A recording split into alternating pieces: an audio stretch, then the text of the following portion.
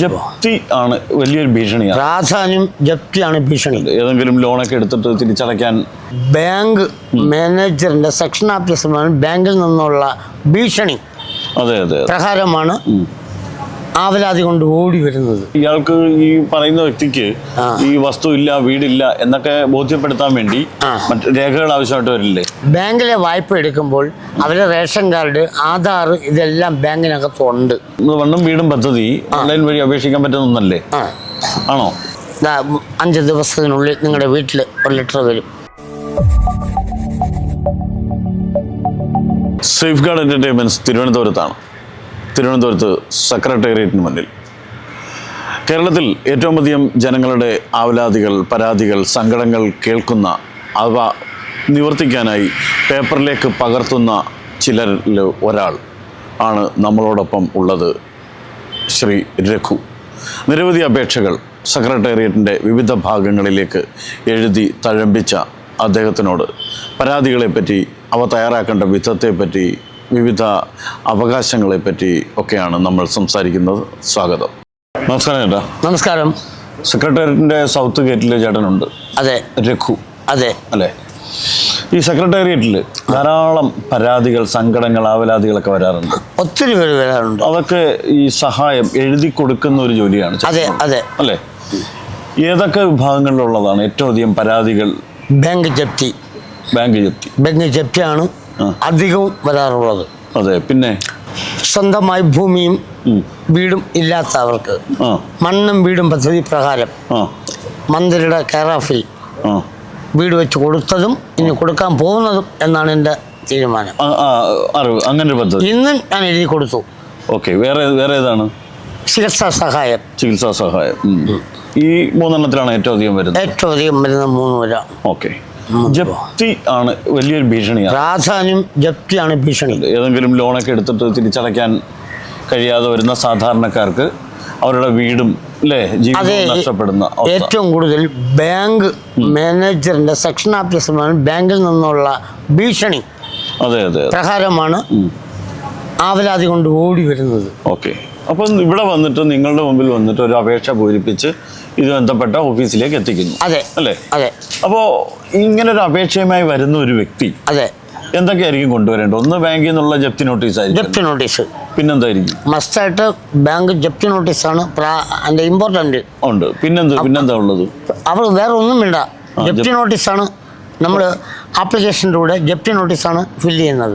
ജപ്തി നോട്ട് ഈ നമ്പറിലുള്ള എത്ര രൂപയുടെ കുടിശ്ശികയുള്ള ഇതിന്റെ കുടിശ്ശിക ഒഴിവാക്കി തരണമെന്ന് പറയാൻ പറ്റില്ലല്ലോ. മാക്സിമം 2 ലക്ഷം രൂപയായാലും 1 ലക്ഷം രൂപയായാലും ആ ജപ്തി പലിശയും പിഴപ്പലിശയും ഒഴിവാക്കിക്കൊണ്ട് മേൽപ്പടി ഞാനെടുത്ത ബാങ്ക് വായ്പ തുക ഞാൻ ഗഡുക്കളായിട്ട് അടച്ചങ്ങ് തീർത്തുകൊള്ളാം എന്നാണ് എൻ്റെ അപേക്ഷ.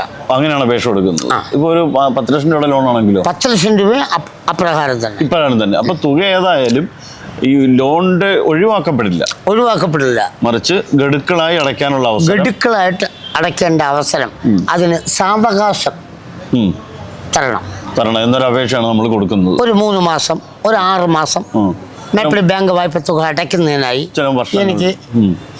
എനിക്ക് അവിടെ നിന്ന് സംശയത്തിൽ ദയവുണ്ടായി എനിക്കൊരു 6 മാസം സാവകാശം തരണം. ഞാൻ മേൽപ്പടി ബാങ്ക് വായ്പ തുക ഞാൻ ഗഡുക്കളായിട്ട് അടച്ചങ്ങ് തീർത്തുകൊള്ളാം എന്ന് സമ്മതിച്ചു കൊള്ളുന്നു. ഇതാണ് അപേക്ഷ. അതിന് പ്രത്യേക ഫോം ഉണ്ടോ? ഫോം ഒന്നുമില്ല. എല്ലാ ആപ്ലിക്കേഷൻ എല്ലാം വൈറ്റ് പേപ്പറിൽ ചേട്ടൻ എഴുതി കൊടുക്കുന്നതാണ്. അതെ. അല്ല, അതിന് പ്രത്യേക ഫോം ഒന്നുമില്ല. ഇല്ല, ഫോം ഒന്നും മനസ്സിലില്ല. ഈ അതായത് ബാങ്കിങ് ഡിപ്പാർട്ട്മെന്റിലാണ് ഇത് കൊടുക്കുന്നത് അല്ലേ? മിനിസ്റ്റർക്കാണോ? ഓക്കെ. മിനിസ്റ്റർ കൊടുക്കും. അത് അവിടെ മിനിസ്റ്റർ ഓഫീസിൽ നിന്ന് ഇത് ഗഡുക്കളാക്കി മിനിസ്റ്റർ മിക്കവാറും കാണത്തില്ല. ഇതെല്ലാം കൈകാര്യം ചെയ്യുന്നത് PS ആണ്, പ്രൈവറ്റ് സെക്രട്ടറിമാരാണ്. അവർ കൃത്യമായിട്ട് പറയും, നിങ്ങൾ ഭയപ്പെടേണ്ട, നിങ്ങൾ എത്രയും പെട്ടെന്ന് 5 ദിവസത്തിനുള്ളിൽ നിങ്ങളുടെ വീട്ടിൽ ഒരു ലെറ്റർ വരും. നിങ്ങൾക്ക് സാവകാശം നിങ്ങൾക്ക് ലഭിക്കുന്നതിലേക്ക് വേണ്ടി നിങ്ങളുടെ പലിശയും പിഴപ്പലിശയും കുറച്ചുകൊണ്ട് നിങ്ങൾ മേൽപ്പടി ബാങ്ക് വായ്പ തുക ഗഡുക്കളായിട്ട് അടയ്ക്കുന്നതിന് വേണ്ടി ഒരു അപേക്ഷ ഇപ്പോൾ വരുന്നുണ്ടോ? അതിനിപ്പോ എന്തൊക്കെയാണ് വേണ്ടത്? ഇത് പിന്നെ ഈ റേഷൻ കാർഡ് തുടങ്ങിയ സംഭവങ്ങൾ അതൊന്നും വേണ്ട. നമ്മൾ ബാങ്കിലെ വായ്പ എടുക്കുമ്പോൾ അവരുടെ റേഷൻ കാർഡ്, ആധാർ ഇതെല്ലാം ബാങ്കിനകത്തുണ്ട്. ഓക്കെ. അപ്പൊ പിന്നെ നമുക്ക് പ്രത്യേകിച്ച് ഇനി വെക്കേണ്ട കാര്യമില്ല. അപ്പൊ ഈ ജപ്തി നോട്ടീസ് മാത്രം മതി. ജപ്തി നോട്ടീസ്, ഈ ജപ്തി നോട്ടീസിനകത്ത് കംപ്ലീറ്റും ഡീറ്റെയിൽസ് ഉണ്ട്. ഓക്കെ. ഇതനുസരിച്ച് നമുക്ക് ഗഡുക്കളായിട്ട് കിട്ടാനുള്ള ഒരു കോപ്പി നമുക്ക് മറ്റു ബാങ്കിനും പോയിട്ടുണ്ടാവും. അതെ അതെ അതെ അതെ, ബാങ്കിൽ ആ സ്പോട്ടിൽ ഓൺലൈൻ വഴി അയക്കും. ഓക്കെ, നമുക്ക് പോസ്റ്റിലും വരും. അതെ അതെ, ബാങ്കിൽ നമ്മളുടെ ഇത് നീട്ടി കിട്ടും. അപ്പൊ അതിനുള്ള പ്രൊവിഷൻ ഇപ്പൊ സംസ്ഥാന സർക്കാരിന്റെ ഭാഗത്തു നിന്നുണ്ട്. ധാരാളം ലോണുകൾ, അങ്ങനെ ഒത്തിരി ലോണുകൾ ഇത് ഈ രൂപത്തിൽ ഗഡുക്കൾ രൂപത്തിൽ അടച്ചു തീർക്കുന്നതിലേക്ക് വേണ്ടി സംവിധാനം ചെയ്തു കൊടുക്കുന്നുണ്ട്. ഒരുപാട് പേർക്ക് അത് ആശ്വാസമാണ്. അപ്പൊ അതിന് അങ്ങനെയുള്ള കേസ് ഉണ്ടെങ്കിൽ നമുക്ക് ഇവിടെയാണ് വരേണ്ടത്. അതെ. അഥവാ ആർക്കെങ്കിലും വാസവ സാർ, അത് സഹകരണ മന്ത്രി വാസവൻ, അല്ലെങ്കിൽ മുഖ്യമന്ത്രി പിണറായി, അപ്പൊ ഇങ്ങനെയുള്ള ഇവർ രണ്ടുപേരാണ് തീരുമാനിക്കുന്നത്. ഈ വസ്തുവിന്റെ കാര്യം റവന്യൂ മന്ത്രിയാണ്. ഒരു നിവൃത്തി ഇല്ലാതെ വരുമ്പോൾ ബാലഗോപാലിന് കൊണ്ട് കൊടുക്കും. എന്താണ്? ധനകാര്യ വകുപ്പ് മന്ത്രിക്ക്. സാറേ അവിടെ രക്ഷിക്കണം. അപ്പോൾ നമുക്ക് ഈ പറഞ്ഞ ഈ മണ്ണും വീടും പദ്ധതി അതല്ലേ, അതിന്റെ ആപ്ലിക്കേഷൻ എങ്ങനെയാണ്? അതിന് ഈ പറഞ്ഞ ഡോക്യുമെന്റ്സ് ഒക്കെ വേണ്ടേ? ഫാം ഒന്നും വേണ്ട. എനിക്ക് സ്വന്തമായിട്ട് ഭൂമിയോ ഒരു വീടോ ഇല്ലാത്തതിനാൽ ഈ പാവപ്പെട്ട അരി കയറി അന്തി ഉറങ്ങാൻ അവിടെ നിന്ന് സംക്ഷോഭത്തിൽ ഒരു വീട് തരുമാറാകണമെന്നും, ഞാൻ 18 വർഷക്കാലമായി വീട് വാടക കൊടുത്താണ് താമസിക്കുന്നത്, എന്നെക്കൊണ്ട് ഇനി ഏതൊരു നിവൃത്തിയില്ല വാടക കൊടുക്കാൻ പോലും. അതിനാൽ ബഹുമാനപ്പെട്ട മന്ത്രിയുടെ അവരുടെ സാന്നിധ്യത്താൽ ഈ പാവപ്പെട്ട കുടുംബത്തെ രക്ഷിക്കുന്നതിനായി ഒരു കൊച്ചു വീട് തരുമാറാകണമെന്ന് വിനീതമായി അപേക്ഷിച്ചു. അതിന് പക്ഷേ ഇയാൾക്ക് ഈ പറയുന്ന വ്യക്തിക്ക് ഈ വസ്തു ഇല്ല, വീടില്ല എന്നൊക്കെ ബോധ്യപ്പെടുത്താൻ വേണ്ടി മറ്റു രേഖകൾ ആവശ്യമായിട്ട് വരില്ലേ? അതവർ വെരിഫൈ ചെയ്തോളൂല്ലോ. നമ്മൾ വെറുതെ ആദ്യം ആപ്ലിക്കേഷൻ കൊടുത്താൽ മതി. അവർക്ക് സ്ഥലമുണ്ടോ വീടുണ്ടോ, അതാണ് ഈ വില്ലേജ് ഓഫീസറും ഈ തഹസിൽദാറൊക്കെ ഇരിക്കുന്നത്. എന്താണ്, അവര് സീക്രട്ട് റിപ്പോർട്ടുണ്ട്, അപ്പൊ അവരെ അന്വേഷിക്കും. അപ്പൊ ഞാൻ ചോദിച്ച ഇതാണ്, സാധാരണ ഒരാൾക്ക് മനസ്സിലാവാൻ വേണ്ടിയിട്ടാണ്. അപ്പൊ ആ ഒരു വ്യക്തി വന്ന് ഇവിടെ ആപ്ലിക്കേഷൻ കൊടുത്താൽ മതി. ഇവിടെ നിന്ന് വില്ലേജ് തഹസീൽദാർക്ക് ഓർഡർ പോകുന്നു, തഹസീൽദാർ വില്ലേജ് ഓഫീസർക്ക് അയക്കുന്നു, വില്ലേജ് ഓഫീസർ അന്വേഷിക്കുന്നു ഈ പറയുന്ന വ്യക്തിയുടെ പേരിൽ വീടും വസ്തുവും ഇല്ല. അപ്പോൾ ഒരു വീട് അനുവദിക്കുന്നു. അപ്പൊ ഈ രേഖകളൊക്കെ ഹാജരാക്കേണ്ട ഇവിടെയല്ല, അവിടെയാണ് അതാതായ സ്ഥലത്ത് വില്ലേജ് ഓഫീസായാലും തഹസിൽദാറും അവിടെയാണ്. അപ്പൊ അവരാണ് ഇതിന്റെ സീക്രട്ട് അന്വേഷണം നടത്തുന്നത്. അവർ അന്വേഷണം നടത്തിയിട്ട് റിപ്പോർട്ട് ഇവിടെ കൊടുക്കും. അപ്പൊ നമ്മൾ ഇവിടെ വരുമ്പോ ഇതൊന്നും വേണ്ട. നമ്മുടെ പേരും അഡ്രസ്സും ആധാറൊക്കെ വെച്ചിട്ടുള്ള ഒരു ആപ്ലിക്കേഷൻ കൊടുത്താൽ മതി. താങ്കളിപ്പോ ഒരു വീട്ടില് 10-20 വർഷം കൊണ്ട് വാടകയ്ക്ക് താമസിക്കുന്നു, അവിടുത്തെ ആ TC നമ്പരും അവിടുത്തെ അഡ്രസ് മാത്രം മതി. അപ്പൊ ആ അഡ്രസ്സിലാണ് നിങ്ങൾക്ക് ഇമെയിൽ വരുന്നത്. അവിടേക്ക് വരുന്നു.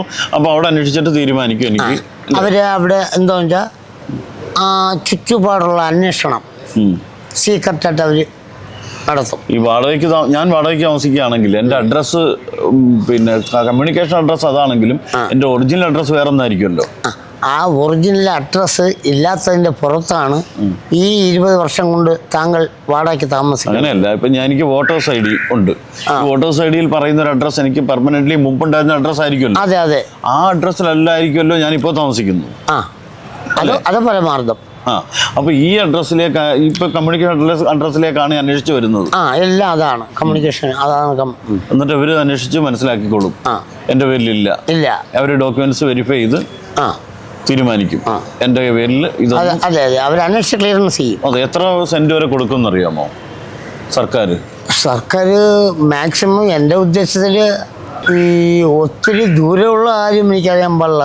ഈ അടുത്തൊക്കെ ആണെങ്കിൽ എല്ലാവർക്കും ഫ്ലാറ്റ് വെച്ച് കൊടുക്കുന്ന ഒരു കോർപ്പറേഷൻ തന്നെ. ഇപ്പൊ ഭീമപള്ളിയിൽ 600 പേർക്കെന്തോ ഫ്ലാറ്റ് വെച്ച് കൊടുത്തു. പിന്നെ അതിന്റെ തൊട്ട് ഇപ്പുറത്ത് വിഴിഞ്ഞത്ത് അവിടെ ഒത്തിരി ഫ്ലാറ്റില്.